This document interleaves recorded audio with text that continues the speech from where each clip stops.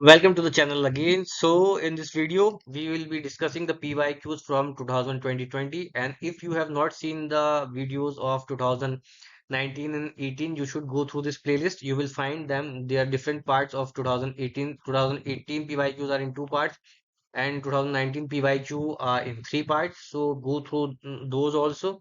Okay, so that you can get a good idea that how I explain all the things और मैंने क्या-क्या important points हैं, क्या-क्या important pointers हैं जो कि मैंने बनाए हैं, जो कि क्योंकि उन 2 वीडियोज़ को अगर आप गो थ्रू करोगे तो आपको एक बहुत ही अच्छा आइडिया मिल जाएगा। Because from now I will try to explain अगर कोई नया कॉन्सेप्ट आता है, बट रिपिटिशन से बचने के लिए जो जैसे कि फॉर एग्जांपल मान लो कोई क्वेश्चन उसी वीडियो में आ गया है रिलेटेड टू कॉन्स्टिट्यूशन, कॉन्ट्रैक्ट और कोई कॉन्सेप्ट है जो कि नया है, जो कि वीडियो में पहले आ चुका है, तो I will not B repeating those concept.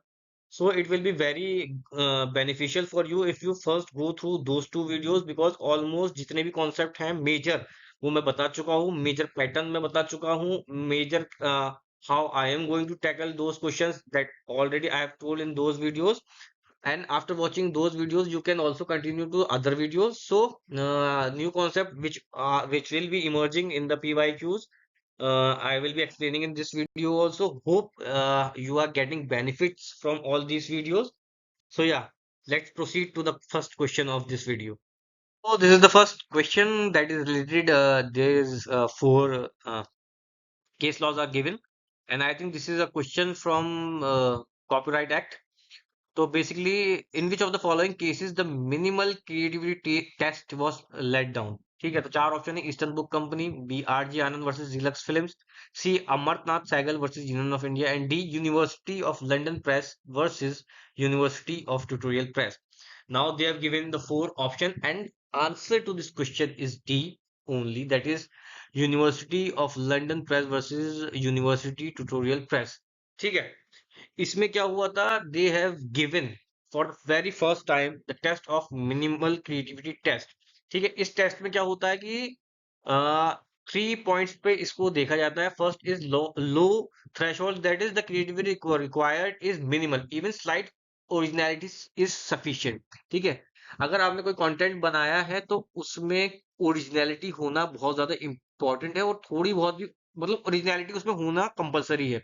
ठीक है, second thing is not novelty, that is the work need not to be novel or unique, just not copied and showing some originality. तो ये एक बेसिक मिनिमल क्रिएटिविटी का test एक let down किया गया था इस इंपॉर्टेंट केस में. ठीक है, कि जिसमें ये बोला गया था कि हो सकता है कि थोड़ी बहुत कॉपी हो सकती है, बट देयर जरूरी नहीं है कि पूरा ही वो नोवेल कॉन्सेप्ट हो, but at least minimum level of creativity should be there, कि आपने अपना माइंड, अपना दिमाग उसमें अप्लाई किया हो और कुछ तो चेंज उसको करके अपने हिसाब से बनाया हो. And another option that is there in Eastern Book Company versus DB Modak, this is also an important case. इसमें इस डॉक्ट्राइन को अप्लाई किया गया है, बट क्रिएट इसको जो किया गया है वो यूनिवर्सिटी ऑफ लंदन प्रेस वाले में ही किया गया है. I hope I have made these two cases very clear, and in future if this case will be coming then you will be able to answer, and you will maybe हो सकता है कि वो ना पूछकर मिनिमल क्रिएटिविटी टेस्ट के essentials पूछ लें, तो that is also has been mentioned in this slide, so you can go through this, and I hope I've explained this. So I will be moving on to the next question. Another important question from the Indian Contract Act, that is a party who suffers loss as a result of breach of contract can in the usual course claim. तो usual course में वो क्या claim कर सकती है? It can claim only ordinary damages. I think 2018 में question आया है that is related to special damages, तो I have explain that in this that video 2018 वाली में, कि स्पेशल डैमेजेस कब क्लेम कर सकती है. स्पेशल डैमेजेस क्लेम तभी किए जा सकते हैं जब at the time of making contract it is made clear to the party that if this condition is not fulfilled I will be getting these special damages. For example किसी ने अगर ये बोला है कि, और कॉन्ट्रैक्ट में मेंशन कर दिया है पार्टी के सामने कि 18 तारीख तक अगर ये मशीन नहीं पहुंची तो मुझे फॉर एग्जाम्पल 15,000 रुपए का नुकसान हो जाएगा, तो ये eight the time of making the contract he party को बता दिया गया है. अब अगर 18 तारीख तक वो उस मशीन को नहीं पहुंचाता है, तो उन in these circumstances then he can claim special damages. But ordinary course of contract में ordinary usual course of claim में हमको जो डैमेजेस मिलते हैं that are also ordinary damages. I hope I have explained the concept. So we will be moving on to the next question. Another very easy question from the Hindu Adoption and Maintenance Act, basically from personal law. Personal law के बारे में मैंने दोनों videos अगर आपने देखी है तो वेल एंड गुड. मैंने पहले एक्सप्लेन किया है. थोड़ी सी हिंट मैं दे देता हूँ कि पर्सनल लॉ से आपको जो सेक्शन जो चीजें याद करनी है, मैरिज बहुत इंपॉर्टेंट है, अडॉप्शन बहुत इंपॉर्टेंट है, डाइवोर्स के ग्राउंड बहुत इंपॉर्टेंट है, वॉइड एंड वॉइडेबल मैरिजेस बहुत इंपॉर्टेंट है. ठीक है. Ground of divorces are very important. कितने टाइप ऑफ डाइवोर्सेस हैं. ठीक है. उसके बाद adoption, maintenance, succession, inheritance, higher type 1, type 2. तो all these things are very important जो आपको सेक्शन याद होने चाहिए. और मैंने पहले भी बताया है कि जो सेक्शंस हैं वो कोई ज्यादा बड़े हैं नहीं. तो छोटे छोटे सेक्शन, मतलब ज्यादा बड़े एक्ट नहीं है. 25-30 एक्ट के वो हैं. तो पर्सनल लॉज में क्या वो हिंदू लॉ हो क्या वो मुस्लिम लॉ, आपको ये चीजें याद करनी है. Having said this, we will come to this question that which of the following is not a condition precedent for valid adoption under the Hindu Adoption and Maintenance Act. तो A तो essential है because adopter must have the capacity and right to take in adoption. ये तो important है. B, the child must be eligible for adoption. ये भी important है. C, the giver must have the capacity and right to give in adoption. This is also important. What is not mandatory is all the three conditions above mentioned are mandatory, compulsory. ठीक है. D is not mandatory, that is दत्ता होम. दत्ता होम एक तरीके का एक प्रोसेस होता है. ठीक है. It is I think custom. It is not mandatory. ठीक है. So the answer to this question is that D is not mandatory. हालांकि ए, बी और सी तीनों मैंडेटरी इसमें ऑप्शन में दे नहीं रखा है.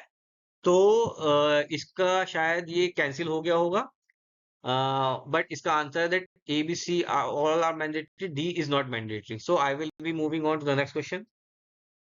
Now another question from assertion and reason. So I have already told you how to attempt these kind of questions. तो पहले सबसे पहले हमें चेक करना होता है कि A and R both should be correct. So we will see. If the adoption is of a son, the adoptive Hindu father or mother by whom the adoption is made must not have a Hindu son, son's son, or son's son's son, whether by legitimate blood relationship or by adoption, living at the time of adoption. This is true. Now we will check the reason first. Section 11 of the Hindu Adoption Maintenance Act 1966, which deals with the right of adoptive parents under the conditions for a valid adoption, imposes this restriction which is mentioned in the assertion. Both are true and R is the correct explanation of A. And इसकी जो कि explanation में भी साथ में लगा दिया है, सेक्शन 11 लगा हुआ है जो इस चीज को मेंशन करता है. आई होप आप इस सेक्शन को भी याद रखेंगे. ठीक है.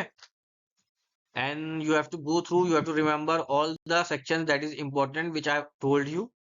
So we will move on to the next question.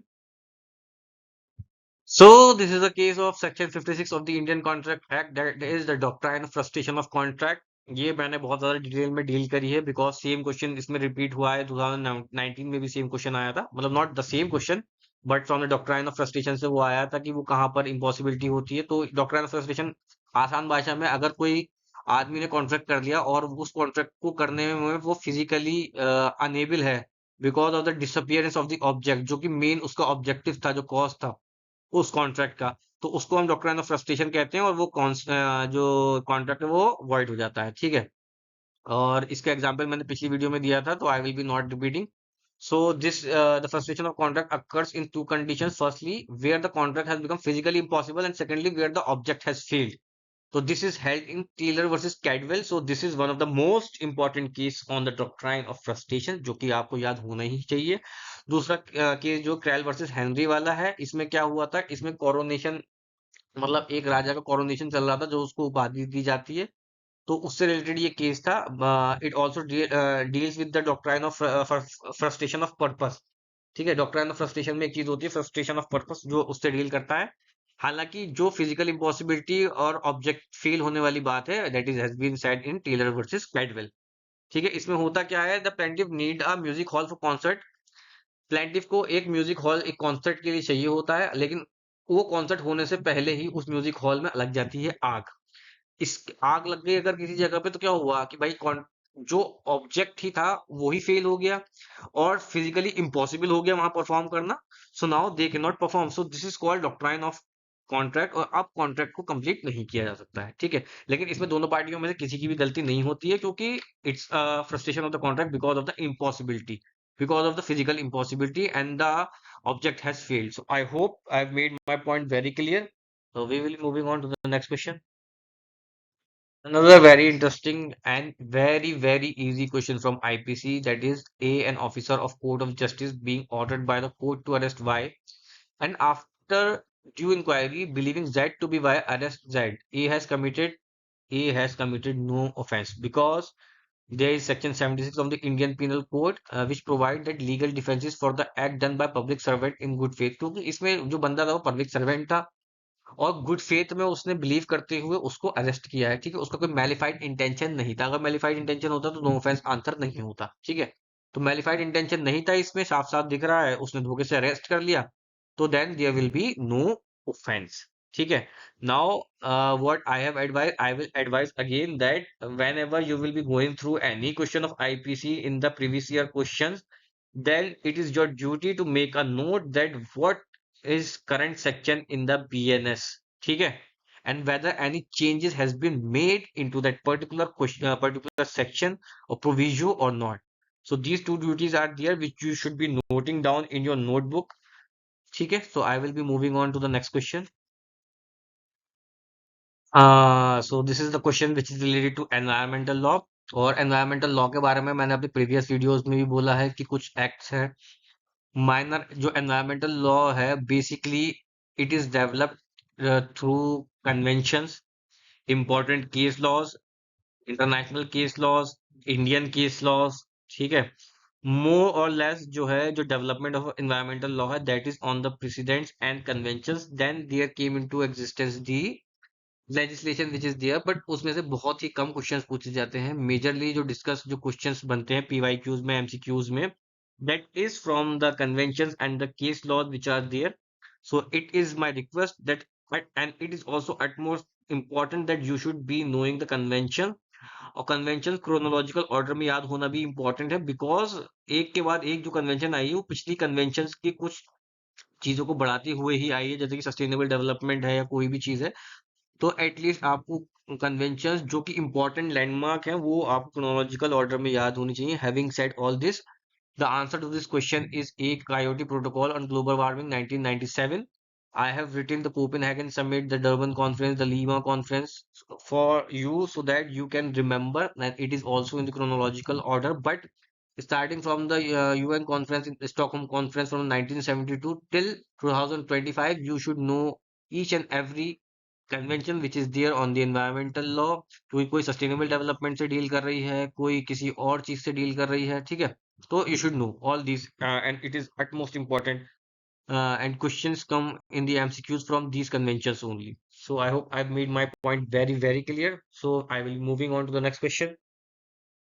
देख लीजिए ये क्वेश्चन है, मैंने अपनी पुरानी वीडियोस में भी और इस वीडियोस में भी बोला है कि when you will be doing personal loss, तो उसमें जो माइनर एक्ट है वो बहुत ज्यादा इंपॉर्टेंट है और उसमें ज्यादा सेक्शन होते भी नहीं है।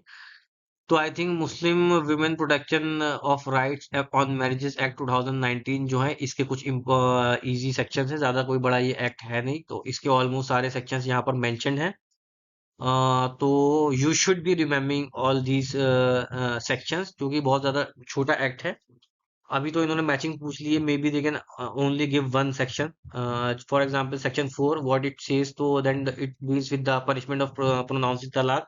Section 7 deals with offense to be cognizable and compoundable। section 6 deal with the custody for minor children, and section 3 deal with talaq to be void and illegal। तो you should also go through और सरसरी निगाह, जैसे कि मैंने बताई है कि almost आप अंदर ना भी पढ़ें तो ऑलमोस्ट, जैसे कि हिंदू लॉ और हिंदू मैरिज एक्ट हो या हिंदू अडॉप्शन अडॉप्शन एक्ट हो या फिर मुस्लिम मैरिज एक्ट हो या फिर मुस्लिम डिसोल्यूशन ऑफ मैरिज एक्ट हो, तो इनके आपको ऑलमोस्ट ऊपर ऊपर से सेक्शंस पता होने चाहिए।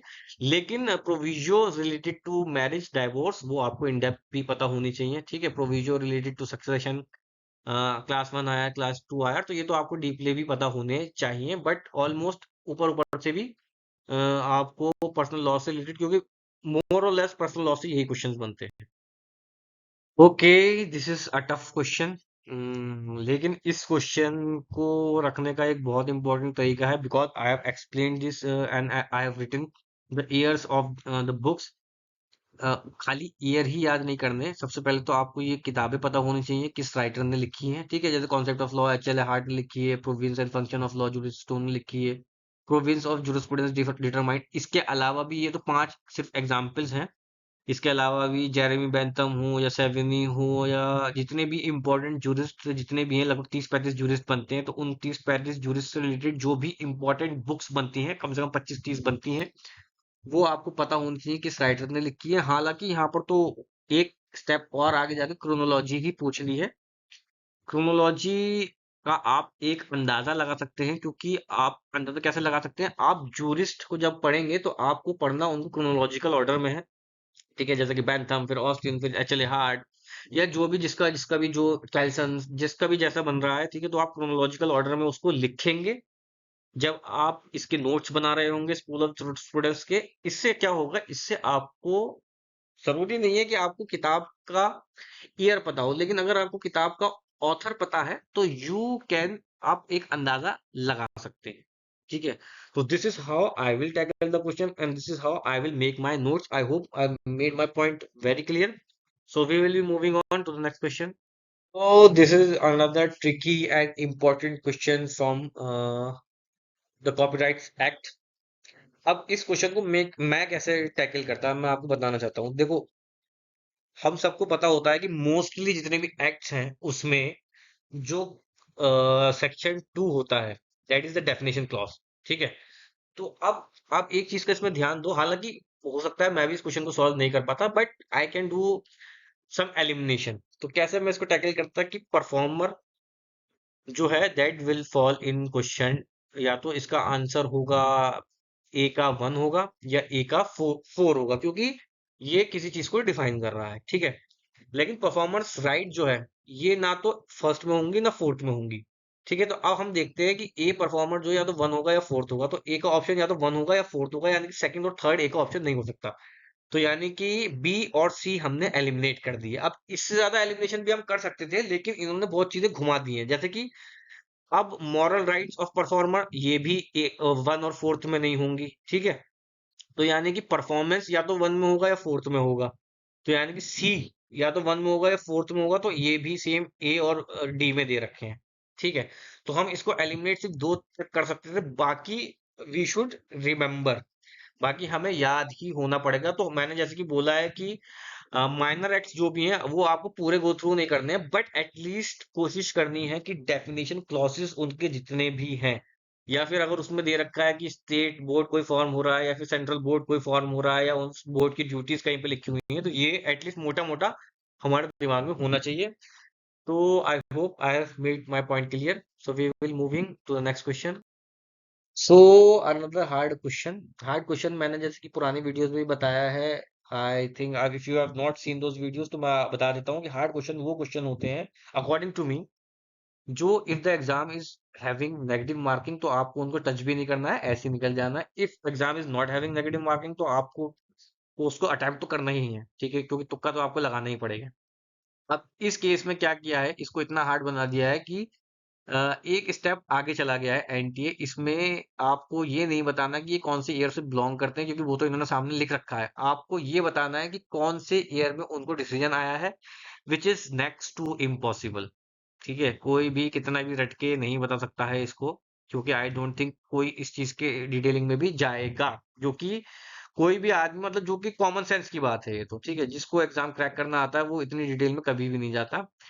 दूसरी चीज जो हम इस क्वेश्चन से सीख सकते हैं, जो कि मैंने कर रखी है एक्सप्लेनेशन में, आई मेंशन कि ये केस किस चीज से रिलेटेड है, ठीक है।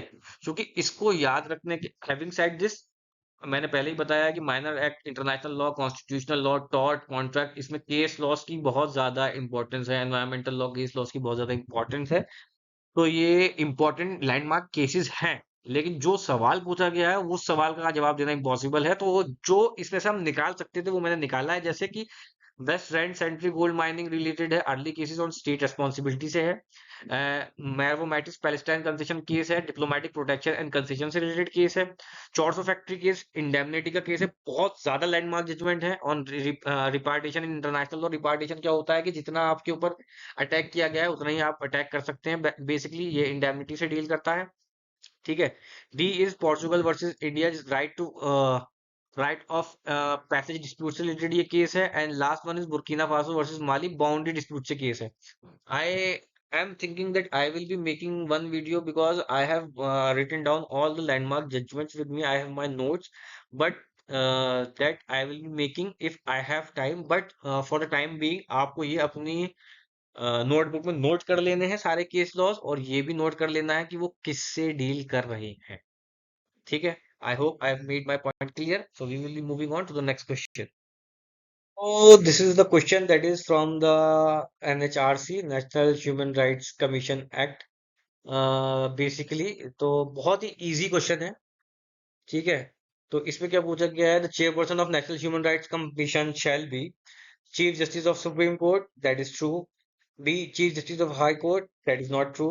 सी द जज of the supreme court, that is also true। The chairperson of National Commission of Women, that is not true, because as per the section 3 subclause 2, that is the Protection of Human Rights Act 1993, the chairperson of the National Human Rights Commission must be a former Chief Justice of India, that is Supreme Court, or a retired or sitting judge of the Supreme Court।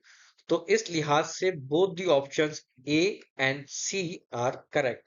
ठीक है। तो इसमें एक correct answer नहीं हो सकता है, तो मे बी एनटीए ने इसको बात को कैंसिल आउट किया हो। ठीक है। So we will be moving on to the next question.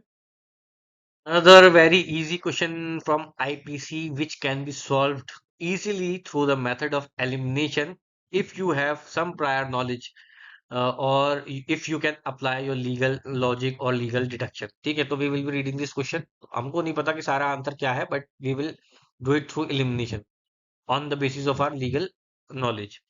First option is that whoever being aware of facts which render any assembly an unlawful assembly intentionally joins that assembly or continues in it is said to be a member of unlawful assembly, which is true। ठीक है। तो A option तो correct होगा। तो यानी कि ए और B तो ऑटोमेटिकली कैंसिल हो गए। अब हमारे पास दो ही ऑप्शन बचे हैं जो हमें चेक करने हैं, ए बी डी और ए और सी। तो सबसे पहले हम क्या करेंगे, हम बी को पढ़ लेंगे। When two or more persons by fighting in a public place disturb the public peace, they are said to commit an affray, which is absolutely right। तो डी आंसर ऑटोमेटिकली एलिमिनेट हो गया। तो the option is C, we don't need to read it further. Okay. So this is how you approach a question for the elimination method. So we will moving on to the next question. Very simple question that is from the Hindu law, Sabinda relationship। Sabinda relationship बहुत easy question है। That rules relating to Sabinda relationship are based on the principle of exogamy, that you cannot marry in the same gotra, and there is a lineage, there is a line given under the Hindu law that up to 5 generations of the father sides you cannot marry, and up to 3 generations on the mother sides you cannot marry. Generation के mean fathers father, उसके relation में जो भी आएगा, तो lineage की बात हो रही है। ठीक है। Because so as to check the blood relationship, so this concept is there, and this concept has emerged from exogamy। ठीक है। exogamy mandates marrying outside one's goत्र और lineage, अपनी lineage में अपने गोत्र से बाहर शादी करने के ऊपर कॉन्सेप्ट पे ये पूरा का पूरा जो हिंदू लॉ का सबिंदर रिलेशनशिप का कॉन्सेप्ट है, that is dependent on this thing. ठीक है। एंडोगेमी क्या होता है, एंडोगेमी होता है कि सेम गोत्र में या सेम लीनेज में शादी कर सकते हैं। पॉली एंड्री और पॉलीजिनी का इस ऑप्शन से कोई लेना देना है नहीं। पॉली एंड्री का मतलब होता है बहुपति, यानी कि एक वाइफ एंड डिफरेंट हस्बैंड्स। ठीक है। तो उसको पॉली एंड्री या पॉलीजिनी कहते हैं। So I hope I have made this point very clear. बहुत इजी क्वेश्चन था from Hindu law. So we will moving on to the next question. Very easy question from international law from the assertion and reason sides. तो मैंने आपको rule बताया ही है पहले। We will be reading both assertion and reason, and first we will check that whether both are true, क्योंकि उसके आगे क्वेश्चन तभी सॉल्व करना है, वरना जरूरत ही नहीं है। अगर कोई भी फॉल्स है तो हमें आगे करने की जरूरत ही नहीं है। According to article 7 of the United Nations charter, the International Court of Justice is one of the principal organ of the United Nations, which is true. The International Court of Justice consists of 15 judges? No, they consist of only, I think, 9 judges। ठीक है। अब इसमें समझाने वाली चीज क्या है, जो कि मैंने पहले भी बताई है, and I will B reiterating again, that is that international law, environmental law, constitutional law, administrative law, law of torts, Indian Contract Act, ये सब चीजें मिलके बनी है केस लॉ से और कन्वेंशन से। इंटरनेशनल लॉ में यूएन चार्टर और चार्टर ऑफ आईसीजे, ये दो एक्ट ऐसे हैं जिसके आपको मोटे मोटे सेक्शंस पता होना चाहिए, कौन सा ऑर्गन किस सेक्शन से किस आर्टिकल से कहाँ तक मेंशन है।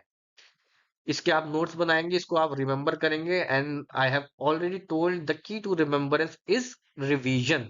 तो आप बार बार गो थ्रू करेंगे, क्योंकि लॉर्ड फेयर के क्वेश्चन जो बनेंगे इंटरनेशनल लॉ में से वो जो इन दोनों से बहुत ज्यादा क्वेश्चंस बनते हैं, that is UN charter and the charter of international Court of justice. I hope I have made my point very clear, so I will be moving on.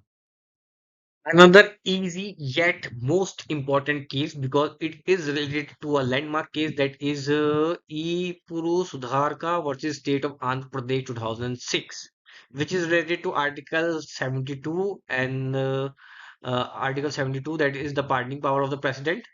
ठीक है, and Article 161, that is the pardoning power of the governor. And then the thing is that it says that judicial review can also be done for the pardoning power of the president under Article 72 and the governor under Article 161, it is held in which of the following cases. So it has been held in E. Puru Sudharkar versus State of Andhra Pradesh case, one of the most important case, because it says that no constitutional power is absolute. ठीक है, तो ये एक landmark judgment है जो आपको पता होना चाहिए, बाकी भी लैंडमार्क जजमेंट्स हैं। ठीक है, so you can go through, you can search on the internet that what are they related to. But ई पूर्व सुधार का वाला case one of the most landmark judgment में से आता है, मोस्ट इंपॉर्टेंट जजमेंट में से भी आता है। So we will be moving on to the next question. ये क्वेश्चन जो है मैंने पहले ही बोला है, ये हार्डेस्ट क्वेश्चन की तरह से है। ठीक है, किसी को भी इतनी डीपली लोक अदालत पढ़ने कोई नहीं जा रहा कि उसको 21 A B C D पता हो। सो ये एक क्वेश्चन है which you can only go through, एक बार देख लो इसको, बाकी इसमें एक्सप्लेन करने वाला कुछ नहीं है, और ये क्वेश्चन सॉल्व करके समझाया जा सके ऐसा भी कुछ नहीं है। तो ये हार्ड क्वेश्चन है, और इसका रूल आपको पता है, अगर नेगेटिव मार्किंग है तो आपको इस क्वेश्चन को छूना भी नहीं है अनटिल एंड अनलेस आपको नहीं पता हो, जो कि जिसके बहुत कम चांसेस है। आई डोंट नो कि कौन ही बंदा होगा जो इसके पूरे सेक्शंस को याद करके बैठा होगा। So we will move on to the next question. Now this is an interesting question which is related to coercion. ठीक है, threatening to commit certain acts forbidden by Indian Penal Code to induce a person to enter into a contract is associated with, it is coercion। ठीक है, undue influence भी यहाँ पर दे रखा है, criminal intimidation भी दे रखा है, थ्रेट भी दे रखा है, बट इन तीनों में से इसका आंसर है coercion। And I will try to explain section 15, 16, 17, 18, 19, 20, 21, 22 in the later slide. So we will be moving on to the next slide. Okay, तो यहाँ में 5-6 कॉन्सेप्ट हैं, उनको समझाने की कोशिश करूंगा। ठीक है, आई होप कि मैं समझा पाऊं। सबसे पहले आता है, we will go sequence wise, इसमें सीक्वेंस वाइज नहीं दे रखा, लेकिन आप सीक्वेंस वाइज इसको नोट डाउन कर लेना। सबसे पहले आता है कोअर्जन। कोअर्जन क्या होता है? ठीक है, coercion falls under section 15 of the Indian contract act. इसका नेचर ऑफ कॉन्ट्रैक्ट क्या होता है कि जो अग्रीव पार्टी है इस कॉन्ट्रैक्ट को वॉइडेबल कर सकती है। ये पॉइंट याद रखने वाली चीज है कि ये फ्रॉड, कोअर्जन, मिसरिप्रेजेंटेशन और अनड्यू इन्फ्लुएंस जो है, all these contracts are voidable from the side of aggrieve party. अब हम समझते हैं कि कोअर्जन क्या होता है। फॉर एग्जाम्पल, गन पॉइंट पे आपके सर पे गन रख के मैं आपसे कोई कॉन्ट्रैक्ट साइन अगर करवाता हूं, ठीक है, तो वो कॉन्ट्रैक्ट जो होगा वो कॉन्ट्रैक्ट वॉइडेबल होगा। अग्रीव पार्टी बाद को अगर अग्रीव पार्टी चाहे तो कोर्ट में ये बोल के कि भाई मेरे तो सर पे बंदूक रख के कॉन्ट्रैक्ट साइन करवाया था, I was coerced to sign this contract, तो ये कॉन्ट्रैक्ट फिर बाद को वॉइडेबल, ये कॉन्ट्रैक्ट वॉइडेबल है और बाद को अग्रीव पार्टी चाहे तो इसको वॉइड कर सकती है। ठीक है, सेकंड इज अनड्यू इन्फ्लुएंस। अब अनड्यू इन्फ्लुएंस क्या होता है? नाम ही, the name itself is suggesting that there is some kind of influence which is undue। अब ये कई प्रकार से होता है। अगर आप किसी के साथ फिड्यूशियरी रिलेशनशिप में, फिड्यूशियरी रिलेशनशिप क्या होती है कि जिसमें आप किसी के ऊपर निर्भर हैं पैसे के तौर पे, जैसे कि फॉर एग्जांपल आपका बॉस, तो आप अगर अपने बॉस के साथ कोई कॉन्ट्रैक्ट साइन करते हैं, फॉर एग्जांपल अगर आपके बॉस ने आपसे किसी प्रकार का कोई कॉन्ट्रैक्ट साइन करवाया कि आप संडे को लीव नहीं लेंगे, और आपने ये कॉन्ट्रैक्ट साइन करा क्योंकि ये सोचते हुए कि यार ये मेरा बॉस है, मुझे नौकरी से ना निकाल दे, तो ऐसे कॉन्ट्रैक्ट वॉइडेबल हो सकते हैं बाय द अग्रीव्ड पार्टी। ठीक है, बात को अग्रीव्ड पार्टी जाके इस कॉन्ट्रैक्ट को वॉइड कर सकती है, ये कॉन्ट्रैक्ट वॉइडेबल होता है। ठीक है, क्योंकि आप उससे एक अनडू इन्फ्लुएंस में थे because of the fiduciary relationship. इसके अलावा और भी तरीके की रिलेशनशिप होती है, जैसे कि एक फादर अगर अपने सन से कोई कॉन्ट्रैक्ट साइन कराता है, या फिर फॉर एग्जांपल जैसे कि यहाँ कोई स्पिरिचुअल लीडर के पास आप जाते हैं, तो आप उसके अनड्यू इन्फ्लुएंस में हैं और वो आपसे कहता है कि भाई अपनी प्रॉपर्टी मेरे नाम कर दो, तो ये जो आपने कॉन्ट्रैक्ट साइन किया है ये अनड्यू इन्फ्लुएंस के तहत किया है, और ये कॉन्ट्रैक्ट वॉइडेबल है। यानी कि आप कभी भी कोर्ट जाके इसको वॉइड कर सकते हो, जब आपको ये साबित करना पड़ेगा कि that I was under the undue influence of this particular group और व्हाटएवर।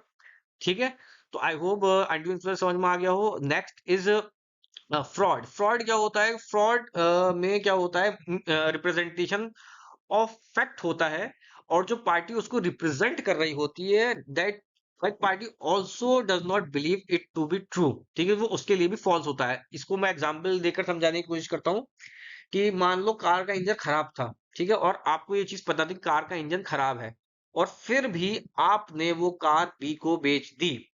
तो क्योंकि आपको ये चीज पता थी कि कार का इंजन खराब है, फिर भी आपने कार उस बंदे को बेच दी, तो इसको हम क्या बोलेंगे? इसको हम बोलेंगे fraud, because there was a representation and it was a deceitful representation, because आपको पता था, जानबूझ के आपने वो चीज बिना बताया उसको बेच दी, तो ये फ्रॉड हो जाएगा। The contract is also voidable, कि वो एग्रीव पार्टी चाहे तो उस कॉन्ट्रैक्ट को वॉइड कर सकती है। Fourth is misrepresentation. मिसरिप्रेजेंटेशन में क्या होता है कि जैसे कि अभी हम समझते हैं कि फ्रॉड और मिसरिप्रेजेंटेशन में क्या फर्क है। मिसरिप्रेजेंटेशन में भी जो होता है वो फॉल्स स्टेटमेंट होती है, बट यहाँ पर क्या होता है, वो फॉल्स स्टेटमेंट देने वाली जो पार्टी होती है वो खुद इनोसेंट होती है, उसका इंटेंशन जो है वो डिसीटफुल नहीं होता है। फॉर एग्जाम्पल दैट मान लो कोई बंदा कोई पेंटिंग बेचता है, ठीक है, ये बोलकर कि ये पिकासो की पेंटिंग है। अच्छा, अब उसको खुद भी नहीं पता कि ये पिकासो की पेंटिंग नहीं है, ठीक है, या फिर वो एक फोर्ज पेंटिंग है, तो उसको खुद भी नहीं पता बेचने वाले को, तो यहाँ पर उसका इंटेंशन गलत नहीं है, तो इसको हम मिस रिप्रेजेंटेशन बोलेंगे। और जब फ्रॉड वॉइडेबल है तो मिस रिप्रेजेंटेशन तो जाहिर सी बात है वॉइडेबल ही होगा। ठीक है, तो अब fraud, poison, misrepresentation and undue influences, ये चारों नेचर ऑफ द कॉन्ट्रैक्ट कैसा होता है? वॉइडेबल होता है। अग्रीव पार्टी कभी भी कोर्ट जाकर इस कॉन्ट्रैक्ट को वॉइड कर सकती है बिकॉज ऑफ द सर्कमस्टेंसेस। ठीक है, now we will be seeing three more kind of contract, that is section 20, 21 and 22।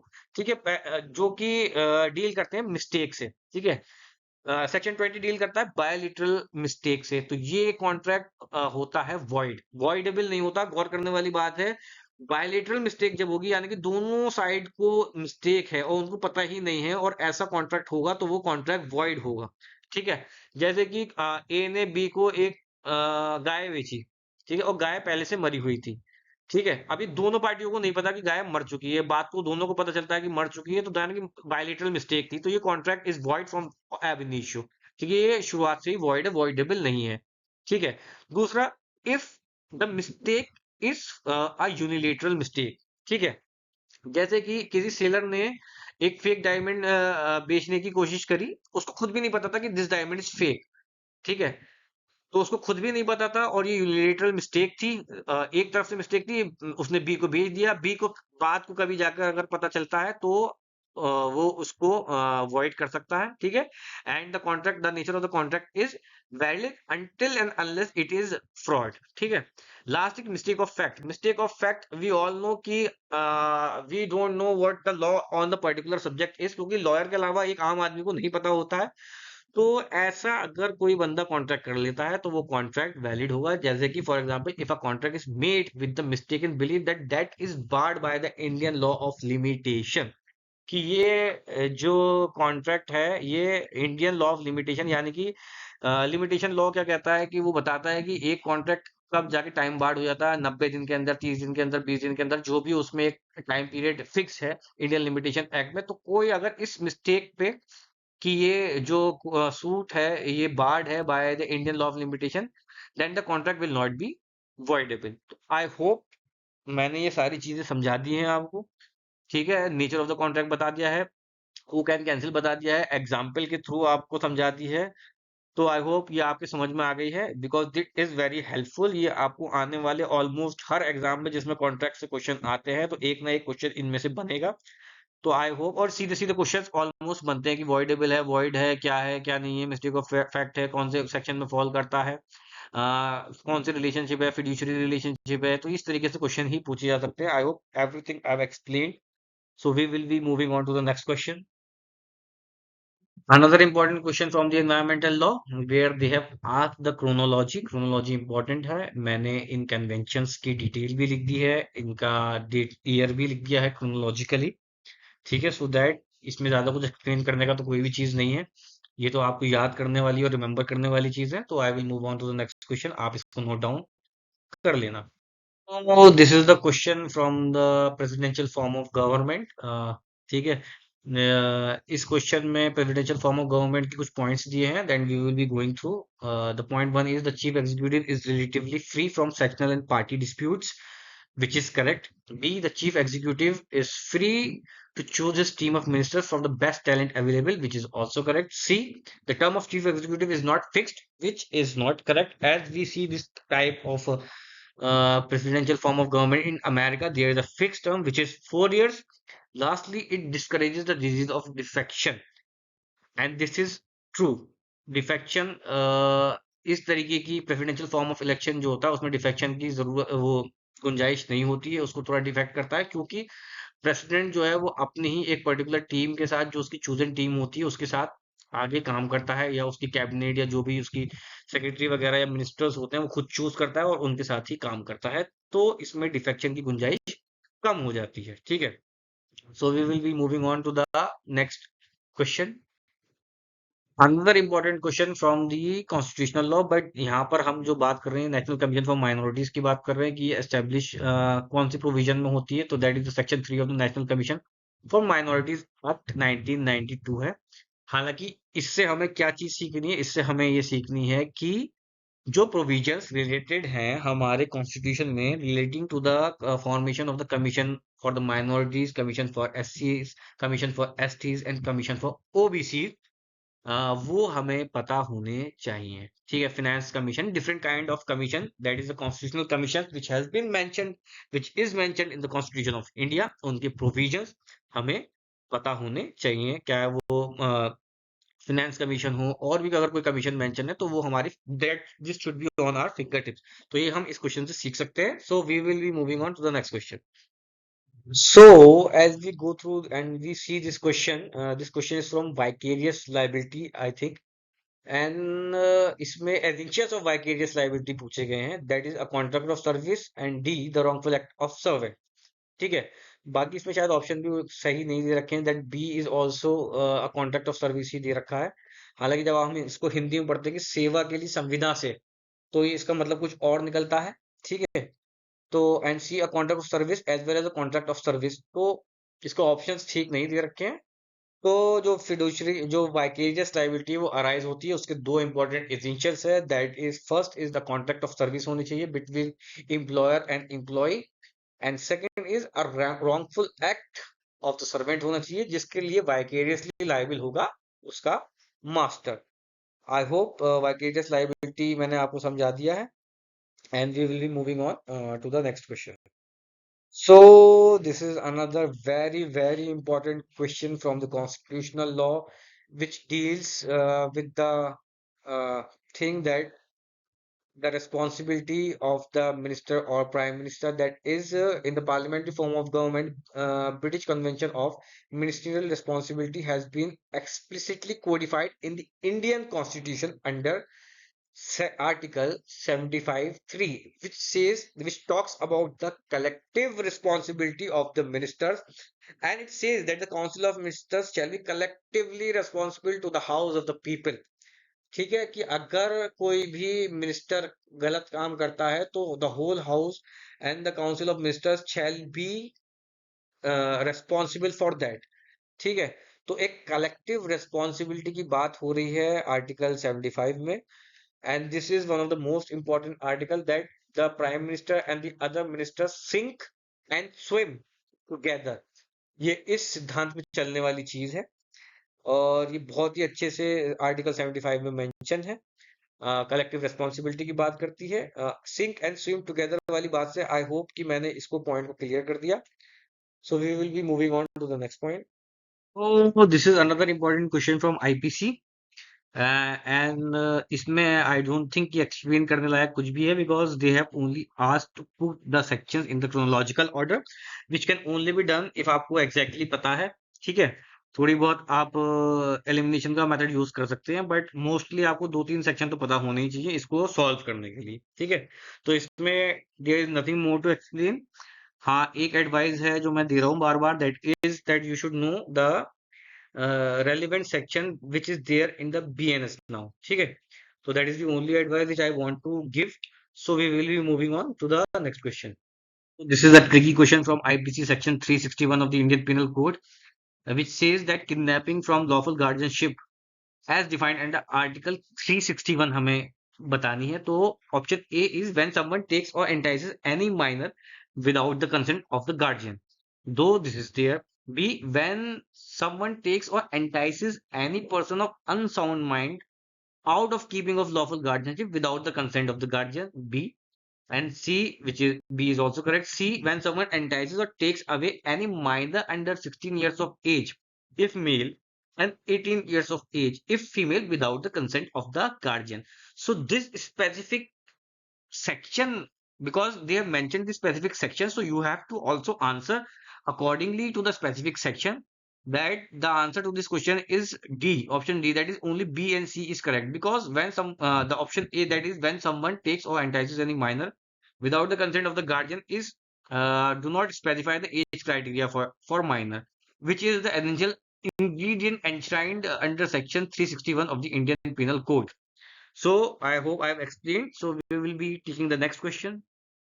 Okay, this is an easy but very important question. मैंने पिछली वीडियोस में भी बोला है कि पर्सनल लॉज में से उनके जो सोर्सेज ऑफ लॉ है, इंटरनेशनल लॉ में और पर्सनल लॉज में और जुरिस्प्रूडेंस में भी sources of law important part है और उससे क्वेश्चंस पूछे जाते हैं। ठीक है, तो इसमें द क्वेश्चन वेरी स्ट्रेट और सिंपल है कि which of the following is not an ancient source of Hindu law.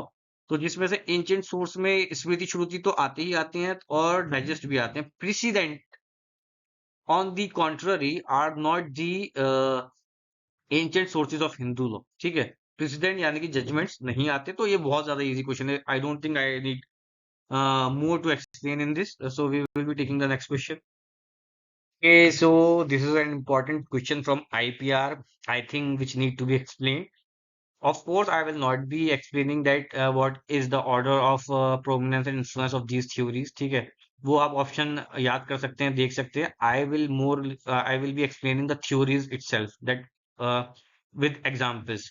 So the first theory that is very important, that is the utilitarian theory. Utilitarian theory basically क्या कहती है? Utilitarian theory कहती है कि अगर किसी बंदे ने अपनी मेहनत किसी चीज पे लगाई है तो उसका उसको फायदा भी मिलना चाहिए। ठीक है, इससे क्या होता है? इससे उसको एनकरेजमेंट मिलती है फर्दर इन्वेंशन की। फॉर एग्जाम्पल, अगर किसी ए ने मोबाइल में कोई चीज मोबाइल इन्वेंट किया, ठीक है, तो उस इन्वेंशन में उसकी जो यूटिलिटी है उसको एनकरेज करने के लिए आपको उसको कुछ फायदे देने पड़ेंगे। ठीक है, फॉर एग्जाम्पल कि उसकी जो प्रोडक्शन होगी, वो जो भी कोई और बंदा प्रोडक्शन करेगा तो उसको उसके रॉयल्टी मिलती रहेगी या पैसा मिलता रहेगा एक पर्टिकुलर टाइम तक। फॉर एग्जांपल, जैसे कि पेटेंट की जो टर्म है वो 20 साल है, तो 20 साल तक उसको उसकी बनाई हुई इंटेलेक्ट यूज करके जो उसने चीज बनाई है तो उसको उसका फायदा मिलता रहना चाहिए। Same is the case with labour theory. Labour theory भी यही